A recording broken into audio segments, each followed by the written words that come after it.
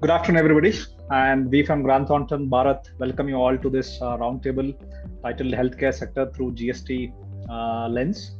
At the outset, we thank the doctors, nurses, paramedic staff, all the people who have worked in the background, the supporting staff, and the entire healthcare ecosystem who have sort of led this COVID fight from the front and have treated patient with by risking their lives, and we thank them all. Healthcare sector is one of the largest sector in India. I think with rising in income, the lifestyle diseases, awareness of insurance, and other aspects, the sector is poised for growth. I think in few days ago, Finance Minister announced support of 23,000 crores to improve the healthcare infrastructure in rural areas. This is a further step in inclusive growth, and also an important step in Atmanirbhar Bharat. Government expenditure on healthcare is expected to grow from 1.8% of GDP in 2020 to almost 3% in 2025. That means there's a lot of investment which is happening, and I'm sure all of you are tracking these numbers and have baked in these numbers in your business plan. I think as you continue to operate and expand, I'm sure all of you are interested in proactively ensuring compliance than wasting your time in addressing non-compliances. And this session is geared up towards that. GST is one of the key regulations. I think there is a general perception that hospitals are exempt from GST. While the core services are exempt, there are many nuances which hospitals have to track and ensure compliances. Today in this roundtable, we will discuss some of those intricacies.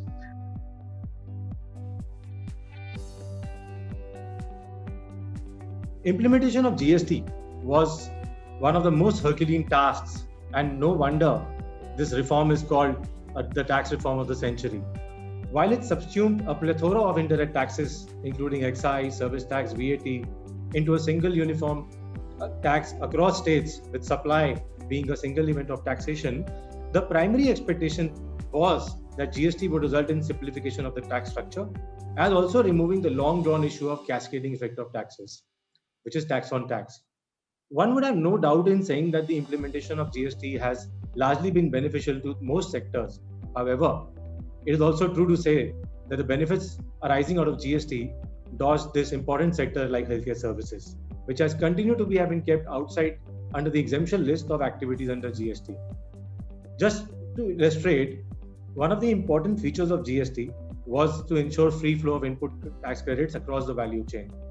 At the time of implementation of GST, to ensure free flow of credit, the GST Council felt the need of issuing many exemption notifications with almost 300 central exemptions, 90 state exemptions, which were done away with an aim to bring in as many items under GST net to ensure free flow of credits and no additional tax cost.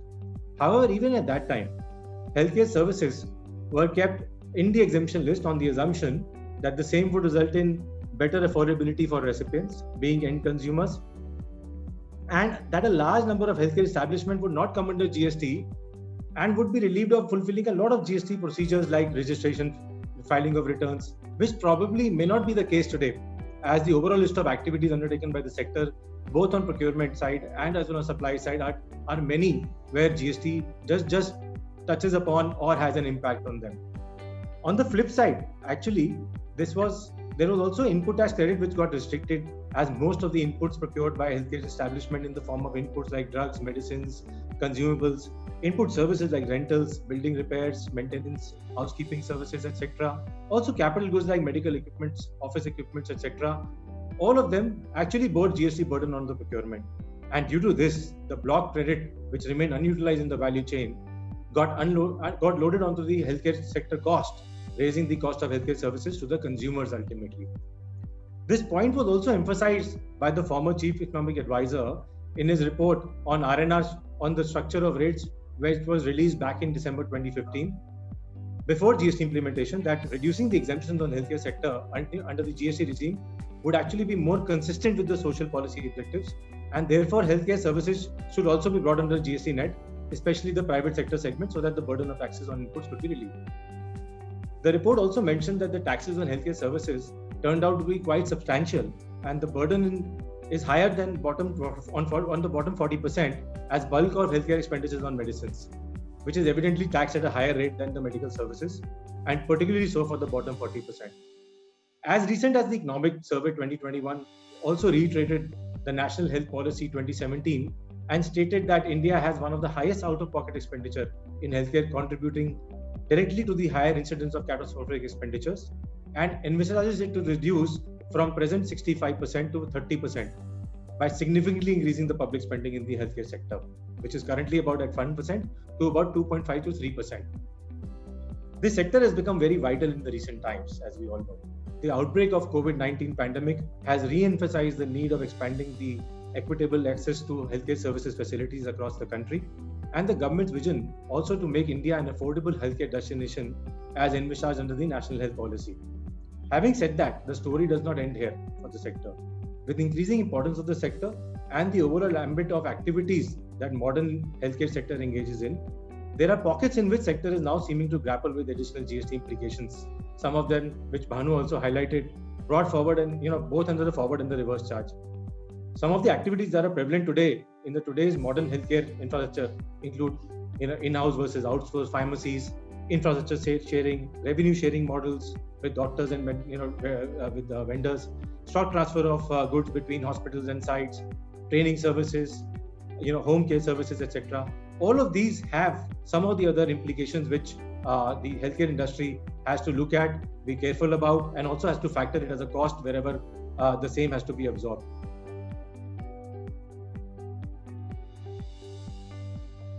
All of us would be aware that any healthcare services that the hospitals are providing, be it the inpatient services or be it the outpatient services that the hospitals are providing, it is always exempt.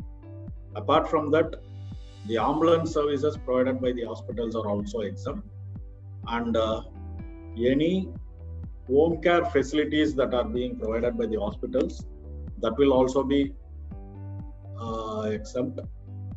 And apart from that, the hospitals also have this facility of revenue sharing with the visiting doctors. So normally, if you look at hospitals, not all specializations might be available in the hospital. Therefore, the hospitals might look at other people for other doctors who are specialized in some of those areas to come to the hospitals for treating the patients. There might be even visiting surgeons who are coming. There, the hospitals might have entered into an agreement where they will be having a revenue sharing with those doctors. And since that is also part of healthcare services, that is also exempt.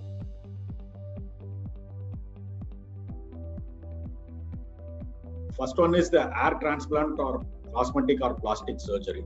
So though the terminologies like transplant or surgery are there in these words, these are all not exempt for the hospitals, and whichever hospital is doing these transactions, they are not covered as healthcare services, and therefore these have to be taxed. This has been there even from the service tax era, and even under the GST, these transactions are taxed. Then a lot of hospital chains have hospitals in various states, and they have taken registrations because GST is destination-based consumption tax, and though they are of the same PAN, there is this concept of distinct persons in the GST. Therefore, the asset transfer between hospitals, be it medicines or be it any of the equipments that are procured by an hospital, if they are going to be transferred to another hospital, particularly on the capital goods of the equipments, because most of these equipments will be capitalized. On that, if the hospitals have availed any credit, then there has to be a GST that has to be charged.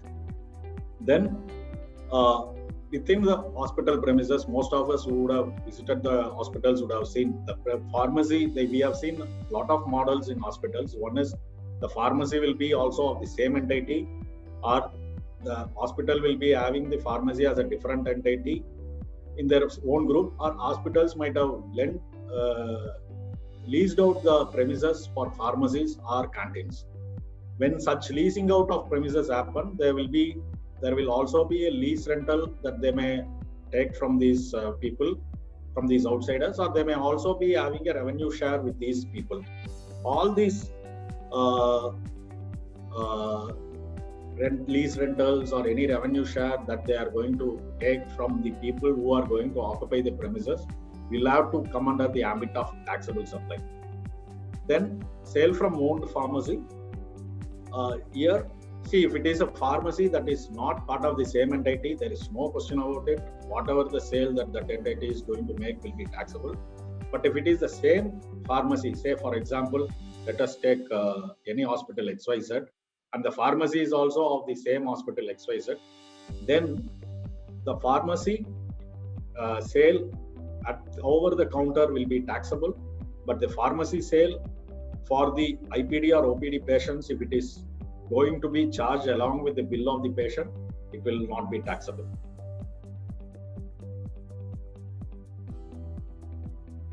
So DNB fees received on account of NB super specialty courses, trainings which are provided by accredited hospitals. So I'll explain you what this means. DNB is nothing but it's a diploma of national board, which is like a post graduate degree. It is equivalent to, if you have heard of any doctorate in medicines of MD, MS. So this is equivalent to the qualification of this level of under the medicine doctorate of medicine. So that is where there is a board which is called a National Board of Examinations, who awards this diploma to the students or the doctors who are undergoing this training. So generally the training or the MD etc. or the post graduation is done in the medical colleges. However, there is an option for these doctors to opt and come to the large hospitals who provide such kind of trainings to these doctors, which is equivalent to the graduation course. So that course, when they qualify and they complete all the levels and pass the examinations, so that course name is called as DNB, which is nothing but Diplomat of National Board. So here typically how the transaction works is the doctors who come and enroll for this course with the hospitals, because that is on the job training, live training, which is provided to these doctors to complete this courses. The NBE, which is a National Board of Examinations, they will charge the cost of fee of this course to these doctors directly. So generally, the NBE till last year at least, NBE was not charging GST on that, because this was a recognized course under law provided by any educational institute. So there is another exemption notification which provides exemptions to these kind of courses which are recognized by under law and which are done by any law which is prevalent in India. However, because the hospitals are helping the NBE to provide the trainings, the hospitals charge back to back some amount to NBE. So whether that amount which is charged by hospitals and given as revenue are liable to GST or not is something to be seen. So generally, what we have heard from the industry is, okay, this is healthcare services, the doctors are learning this course, etc. So why there is a GST on that? But no, we need to check two things: whether it is a healthcare service. Clearly not, it is not a healthcare service, it is a training which is being provided to doctors. Whether this training is exempt in hands of the hospital when they are charging the fees to the National Board of Examinations is something to be seen. The second transaction, if you see, is between employer and employee transactions. So when we say employer and employee transactions is, any staff which is under the payroll of any hospitals or a company, if there are transactions between them, for example, there could be a transaction of gift, there could be a transaction which is not forming part of CTC. Somebody nurse are providing paramedic staff or doctors are being provided food facility, accommodation facility, which is being deducted from their salary.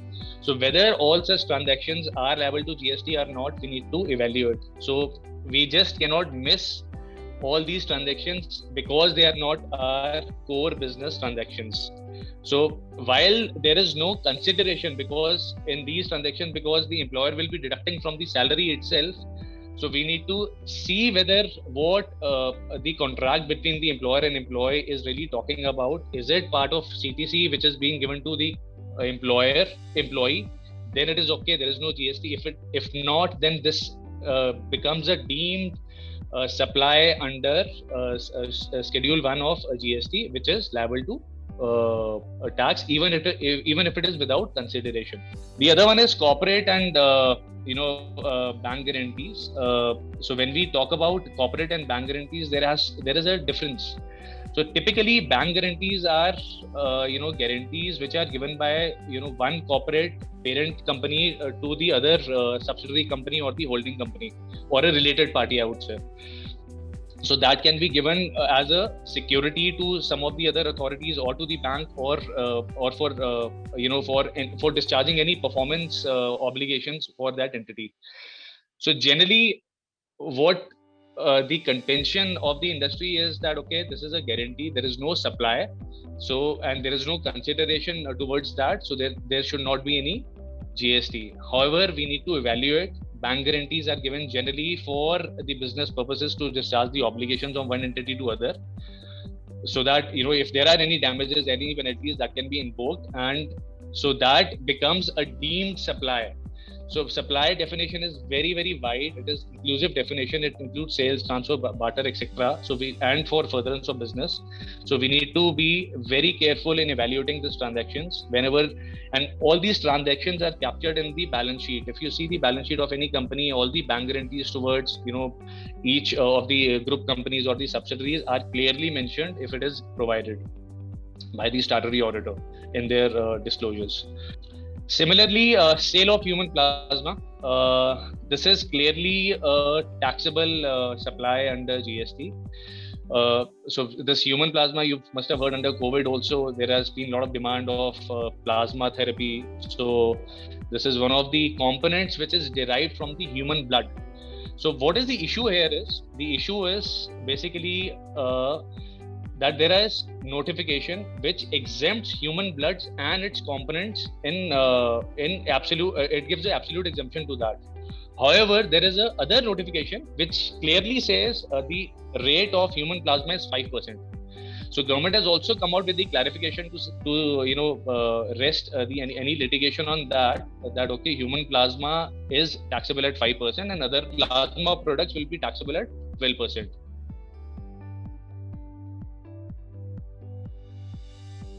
Having discussed all the nuances for this sector and many transactions which might escape under the myth that okay, entire activity via hospitals, everything should be exempt and no GST is applicable, should not be taken blanketly like that, and we should have some review processes to identify the gaps.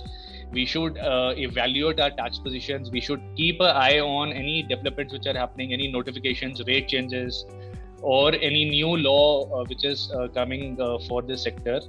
The compliances should be very robust. There has to be clear process, maker-checker kind of processes which will ensure that we are not missing out in the on any transactions, on any liability, and the teams are to be trained on regular basis and to be educated on regular basis on any changes which are coming. And obviously the tax framework, MIS reports, etc. should be looked into at regular intervals, so that any line what we see, any revenue items, because like I said, the dynamic of generation of revenue by the hospitals is immense. They can anything can become a revenue for them. So before getting into the mainstream for that, we need to be very careful of GST implications also. That should not be missed out just by thinking that anything and everything is exempt for this sector.